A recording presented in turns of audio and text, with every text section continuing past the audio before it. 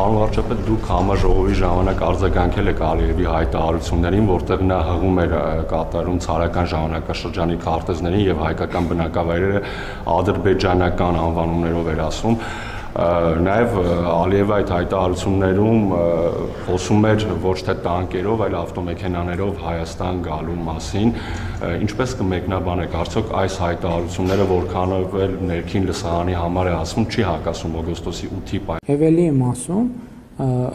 Զանգեզուրի միջանց եթե նրանք օգտագործում տարածքի մասին, որտեղ նրանք չեն կարող օգտագործել մեր տարածքի մասին։ Ինչ վերաբերվում է Ադրբեջանի նախագահի մյուս հայտարարությանը, ել եմ ասում, մենք պետք է նախ ամբողջության մեջ գնահատենք այդ հայտարարությունը, որովհետև ես նախորդ օրն էլ լրագրողը հարց տվեց, շատ կարևոր է, որ ճշգրիտ լինի, ճշգրիտ արձանագրենք ինչա տեղի ունեցել, հետո նոր գնահատենք։ Իսկ որն է ճշգրիտ արձանագրումը, որովհետև մեր մամուլում ես էլ եմ ասում, այդ ընդհանրապես իմ գործառույթը չի, ես սրա մասին պետքա չխոսեմ էլ, սրա մասին պետքա խոսեն լրատվամիջոցները, ովքեր տեղեկատվությունը պետքա ճշգրիտ փոխանցեն, որ հարցը ճշգրիտ ձևակերպի, որ պատասխաններ լինի ըստ էության եւ ոչ թե ուրիշ բանի մասին։ Օրինակ ասում են, որ Ադրբեջանի նախագահն ասել է չկա Սևան, կա Գյոյչը, մինչդեռ հնչել է հայտարարություն, որ ցարական ժամանակների քարտեզում Սևան չկա, կա Գյոյչը։ Իմիջայլոց մեր լրագրողները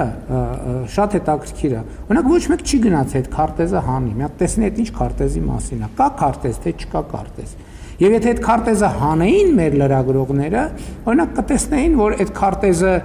ինչքան այդ տեսակետից կարա աննպաստ լինի Հայաստանի համար, երկու այնքան կարա աննպաստ լինի ցանկության դեպքում Ադրբեջանի համար, որտեղ օրինակ կարա պարզվի այդ քարտեզի վրա Հայաստան կա, վայ ներողություն, իսկ Ադրբեջան չկա, իսկ դա ոնց մեկնաբանենք։ Ես դրա համար եմ ասում, այդ անօգուտ գործողությունը, ել չեմ ասում, եթե ցարական քարտեզներով գնանք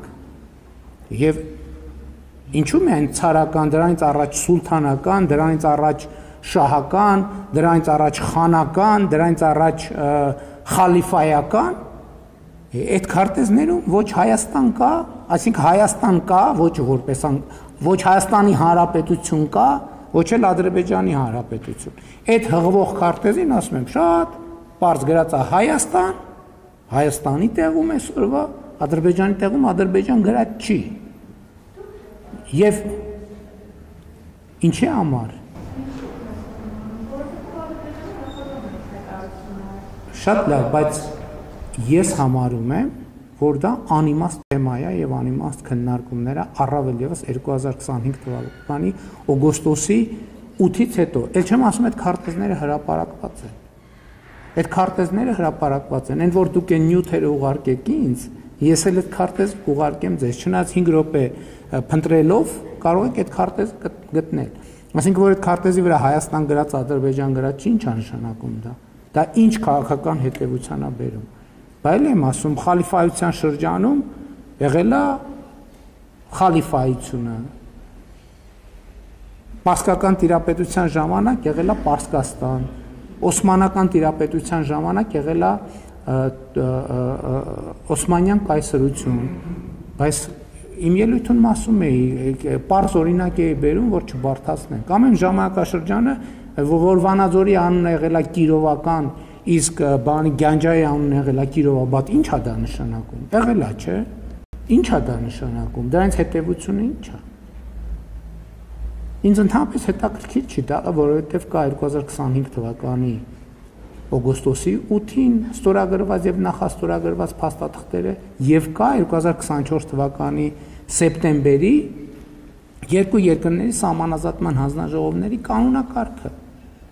Այսինքն հիմա անկնել պատմական բանավեճերի ես էսա գրած եւ այդ բոլոր անունները ով ասել որ այդ անուններն ադրբեջանական են։ Այդ անունները թուրքական են, պարսկական են, արաբական են, մոնղոլական են։ Ես դրա համար նաեւ բանի զանգ բառի օրինակը բերեցի։ Ով ասել որ դրանք ադրբեջանական են։ Թուրքական են, պարսկական են, արաբական են, մոնղոլական են, տեղ-տեղ էլ կլինեն ռուսական։ Եվ ինչ, բայց ի՞նչ է դա փոխում։ Ոչ մի բան էլ չի փոխում։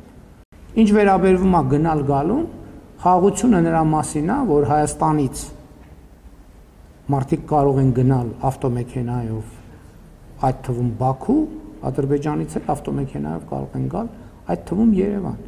Իսկ եթե խոսքը ուրիշ բանի մասին է, ես ասում եմ, այդ օրակարգը